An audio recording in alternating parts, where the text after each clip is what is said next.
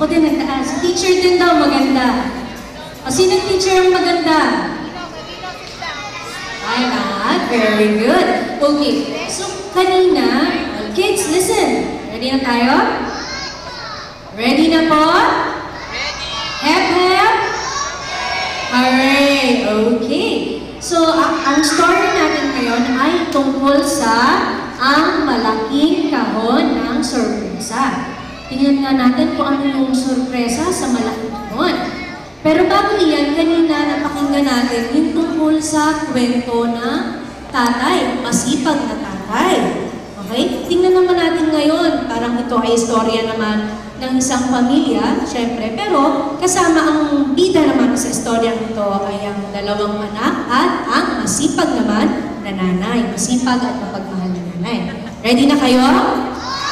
Okay, so dito tayo para makita nyo yung mga pictures. Let's start. Biling ni nanay, huwag daw akong aalis ng bahay. Hintayin ko raw ang pagdating ng ipinadala niya. Isang kahon na talagang malaki at kakaiba. Tiyak na matutuwa raw kami ni Bea sa kaniyang sorpresa. Asan kaya si nanay? Mamaya, makapapakita si nanay. Okay. Kaya nga hindi muna ako sumipot sa laro naming piko sa malawak na bakuran ng aking kaibigan na si Kiko. Kaya nga, ipinahinga ko muna ang bagong pares ng tsinelas ko sa laro namin, tumbang preso sa may kanto. Wow, naglalaro pala sila ng tumbang preso. Sino naglalaro ng tumbang preso? Wow, butit.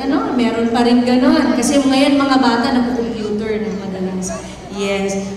Iniintay ko ang pagdating ng malaking kahon. Kinalimutang magmerienda ng fishball at mamon. Pinakinggan na lang ang paborito kong kanta sa radyo. Binasa ang aklat na bigay sa akin na Bea bilang regalo. Sino daw po si Bea? Yung kapatid na babae. Very good. Nakikinig sila. Ito na. Pagdating ng hapon, dumating na ang kahon. Buhat ng tatlong lalaking mabait at matipuno. Habang isa ay masaya pang sumisipol-sipol. Dahan-dahan nila itong inilapag sa aming pinto. Yan na, oh. Laki ng kahon. Pwedeng no? Pwedeng i-shoot ang SM doon. Joke na.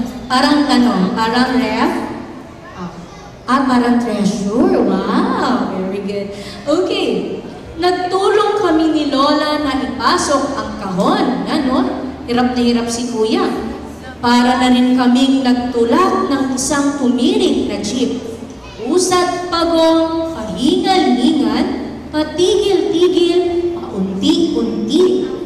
Lalo akong nasabik na makita ang laman ng isang kahon. Pati si Lola, tignan nyo. Hirap na hirap si Lola. Laki-laki naman kasi ng kahon. Okay, ito na. Pagbukas ni Lola ng malaking kahon, nasabik kami ni Bea sa mabangong amoy. Kaya yung amoy na yun. Ito, perfume. Tingnan natin kung anong laman. Nakita namin ang maraming tsokolate. Delata, sabon, damit, sapatos, at mga laruang baterya.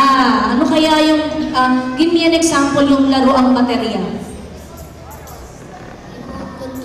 Remote control, yung mga robots, cars, mga ganun siguro yung nandun sa laman ng box. O pati si Monique, nakikitingin, excited na makita yung laman. Pero nasaan ang sorpresang sinabi ni nanay? Hinahanap ngayon ni Kuya yung sorpresa. Ano yan? Nakita mo? May kotse na siya. Wala namang kakaiba sa kanyang mga padala. Tulad ng dati, lahat ay nauubos o kaya naluluma.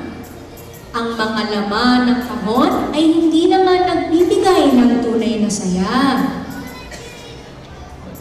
So siguro, sa tingin nyo, nasaan kaya yung kanilang nanay? Nasa abroad siguro o kaya nasa malayong lugar at nagtatrabaho para mapag-aral ang kanyang anak, no? Oo. So kaya nagpapadala siya ng mga regalo para mapasaya niya, di ba? Yung mga regalo na matatanggap ng kanyang mga anak ay magiging masaya ang mga anak niya. Okay? Pero sa palagay niyo ba ngayon, naging masaya ba si Bea at ang kanyang kuya? Oo, syempre, naging masaya rin kahit papaano dahil nakatanggap sila ng regalo mula sa kanilang nanay. Pero hinahanap, oo, marami, no? Isang box. Pero syempre, hinahanap pa rin yan. Oo, mamaya. Hinahanap pa rin nila yung sorpresa na sinasabi. Ito na. Oo, buti na lang, may kasamang sulat. Ito na, ang malaking kahon. Pero hindi pa natatapos basahin ni Lola ang sulat, napaluha na siya at nagtatalon pa sa sobrang tuwa. Si Kuya daw, tuwang-tuwa. Uuwi na ang inyong nanay. Uuwi na ang inyong nanay. Diba? Tuwang-tuwa si Lola. Ayan o, nakita nyo. Saya-saya. Happy-happy ni Lola. Uuwi na si nanay nyo. Uuwi na. Ayan. Bigla kong naalala ang mukha ni nanay. Bigla kong naamoy at nahaplos ang kanyang mukha. Bigla naming naramdaman ni Bea ang mahimpit niyang yakap at halik sa aming mga pisngi. Diba? Yan, alala niya yung nung umalis si Mama, nung nandito siya, kinikis na kami, niyayakap niya kami. Yan. Tama si nanay. May kakaiba nga siyang sorpresa. Pero hindi ito tulad ng mga laman ng malaking kahon. Wala itong presyo. Hindi nabibili. Hindi nauubos at naluluma. Diba? Naluluma ba ang pagmamahal? May presyo ba ang pagiging masaya? Good kids! Yeah. Salamat sa kanya kay gandang balitang uuwi na si nanay. Salamat sa sayang talagang di mapapantayan. Ng mga laman ng malalangkit, mabigat na kahon, sayang nararamdaman sa matagal na panahon. Ito ang sorpresang laman ng malaking kahon, hindi na talaga ako makapaghintay. Ilang tulog na lang makakasama na namin ni Bea ang aming mahal na nanay. Very good, sir. Listening. So, ayan na, sa arrival area. Ayan na. Asan si nanay? Ayun si nanay. Ayun si kuya at si Bea at si Lola na nag-aantay sa kanilang mahal na nanay. Nasaan sila? Sa airport. Oo, nasa airport, no? Very good. Okay. Thank you so much for listening, kids. Palakpakan natin dahil nag-listen talaga kayo ng maigi. At ito may question si Ate Lucet. Ano-ano, kung sino yung nakikinig kanina, ano-ano yung laman daw ng kahon?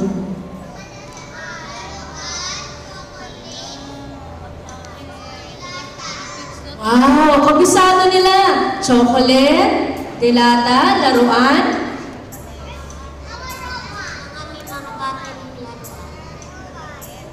Okay, mga battery laruan. Mga battery laruan. Ano pa? Talagang kabisado nila, nakikinig. Wow! At ano daw yung sorpresa ni nanay sa kanila? Very good, ate. Uuwi na si nanay.